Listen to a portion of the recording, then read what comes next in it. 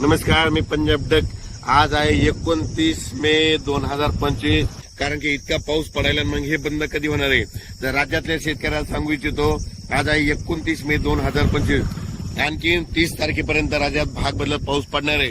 पण सर्वांसाठी आनंदाची बातमी, 31 मे पासून ते 5 जून पर्यंत ज्याचं शेत तयार असेल तुम्ही लागवडी करू शकता, पेरणी करायची करू शकता. त्याच्यानंतर राज्यामध्ये 7 तारखेपासून परत राज्यात पावसाला सुरुवात होणार आहे. म्हणून हे अंदाज लागायचा.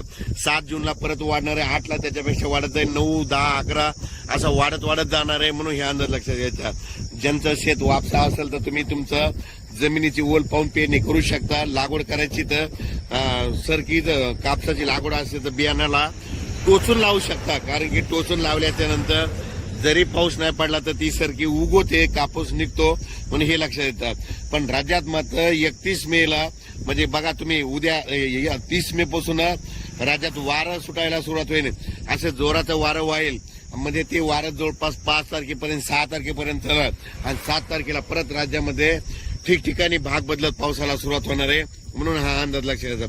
सांगायचं झालं तर तो पाऊस पूर्व विदर्भ, पश्चिम विदर्भ, मराठवाडा, पश्चिम महाराष्ट्र या ठिकाणी जरा जास्त प्रमाणात आहे. म्हणून हे अंदाज लक्षात येतात. उत्तर महाराष्ट्रात देखील पाऊस राहणार आहे. म्हणून हे देखील लक्षात येतं. पण